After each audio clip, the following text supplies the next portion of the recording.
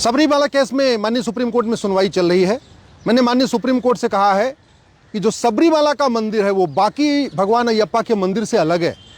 जैसे दुनिया में लाखों मस्जिदें हैं लेकिन मक्का मदीना का विशेष स्थान है, दुनिया में लाखों चर्च हैं लेकिन जेरूसलम के चर्च का विशेष स्थान है, दुनिया में लाखों भगवान शंकर के मंदिर हैं लेकिन जो 12 ज्योतिर्लिंग हैं उनका विशेष स्थान है, दुनिया में लाखों भगवान श्री राम के मंदिर हैं लेकिन अयोध्या के मंदिर का विशेष स्थान है, बहुत सारे जैन मंदिर हैं लेकिन जो जैन मंदिर 24 तीर्थंकर की जन्मभूमि, कर्मभूमि, तपोभूमि पर बने हैं उन जैन मंदिरों का विशेष स्थान है। दुनिया में लाखों बौद्ध मंदिर हैं लेकिन सारनाथ, बोधगया, लुम्बिनी, कुशीनगर जो भगवान बुद्ध की जन्मभूमि, कर्मभूमि और तपोभूमि है वहाँ जो बौद्ध मंदिर है उनका विशेष स्थान है।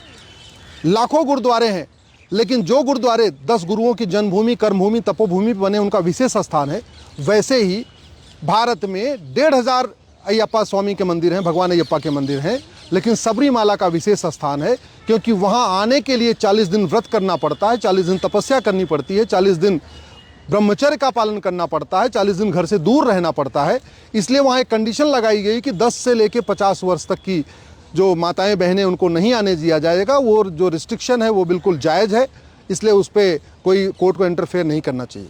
मैंने माननीय सुप्रीम कोर्ट को ये भी कहा है कि संविधान एक धार्मिक ग्रंथ है, संविधान धर्म की पूर्ण स्वतंत्रता देता है लेकिन रिलीजन की बहुत आंशिक स्वतंत्रता देता है। इसलिए ये कहना कि रिलीजन के मामले में, मजहब के मामले में न कोर्ट को इंटरफेयर करना चाहिए न सरकार को इंटरफेयर करना चाहिए, बिल्कुल गलत है। मैंने धर्म और रिलीजन के बीच के अंतर भी बताए हैं। जो सबसे मुख्य अंतर यह है कि धर्म सबको जोड़ता है और मजहब सबको तोड़ता है। धर्म सबको इंक्लूड करता है, समाहित करता है, और रिलीजन एक्सक्लूड करता है। जो उस पंथ को नहीं मानते उनको बाहर कर देता है। मैंने माननीय सुप्रीम कोर्ट से ये भी कहा है कि धर्म liberty of thought liberty of belief liberty of faith liberty of worship देता है, रिलीजन मजहब इसके बिल्कुल खिलाफ है। धर्म जो है इक्वलिटी, जस्टिस, लिबर्टी, फ्रेटर्निटी का कॉन्सेप्ट देता है, रिलीजन बिल्कुल इसके खिलाफ है।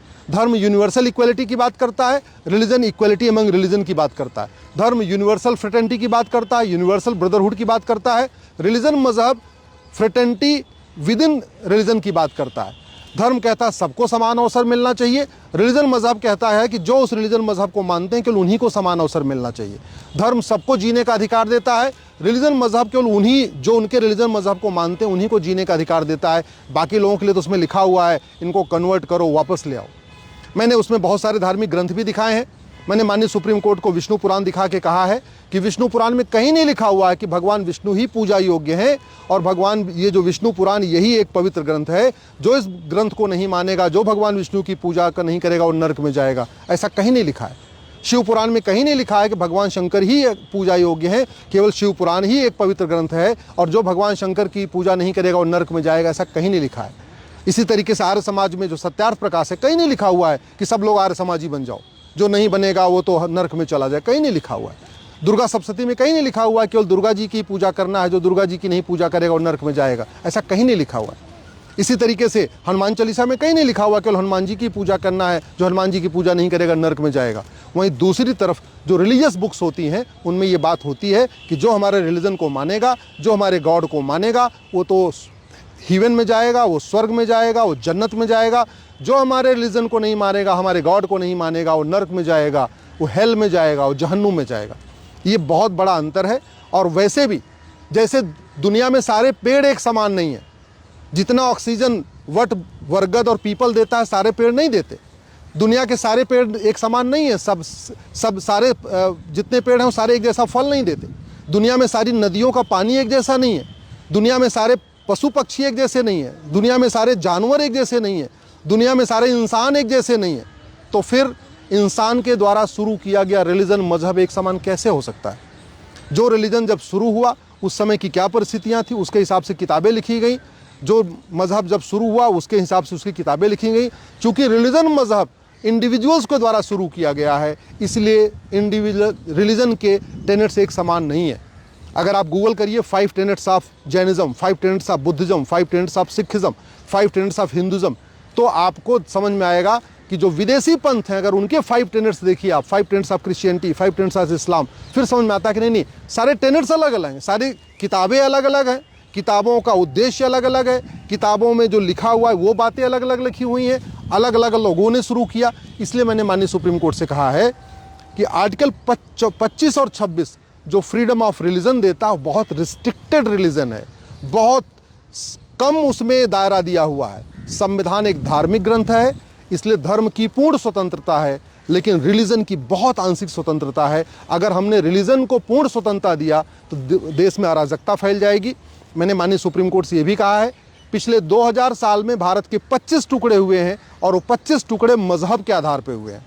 पिछले 200 साल में भारत के 7 टुकड़े हुए हैं और वो 7 टुकड़े मजहब के आधार पर हुए हैं। इसलिए फ्रीडम ऑफ रिलीजन को बहुत रिस्ट्रिक्टेड रखा जाए। अगर इसको अनलिमिटेड पावर दे दी गई आर्टिकल 25-26 में तो ये बहुत खतरा होगा। मैंने माननीय सुप्रीम कोर्ट से ये भी कहा कि हर एक्शन का रिएक्शन होता है, वैसे हर जजमेंट का एक रेमिफिकेशन होता है, प्रभाव होता है। माननीय सुप्रीम कोर्ट का जो 9 जजों का जो फैसला आएगा, ये केवल इसमें 7 सवालों का जवाब नहीं होगा, ये बल्कि अगले 70 साल के भारत का भविष्य होगा।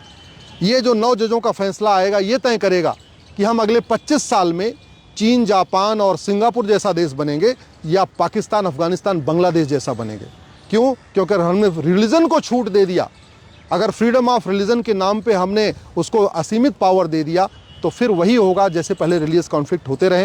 पूरी दुनिया में रिलीजियस कॉन्फ्लिक्ट हो रहा है क्योंकि रिलीजन के थीम अलग अलग है, रिलीजन का कॉन्सेप्ट अलग अलग है, रिलीजन में सबको एक समान नहीं माना जाता, रिलीजन में सबके समान एक जैसा व्यवहार नहीं हो जाता। इसीलिए जो डिनोमिनेशन आपस में लड़ते रहते हैं, जो रिलीजियस ग्रुप्स हैं आपस में लड़ते रहते हैं, और कितने सारे देशों का विभाजन ऐसे हो गया, कितने सारे टुकड़े हो चुके हैं। इसलिए धर्म को पूर्ण स्वतंत्रता दी जाए, लेकिन रिलीजन को रिस्ट्रिक्ट करके रखा जाए, नहीं तो इसका परिणाम घातक होगा।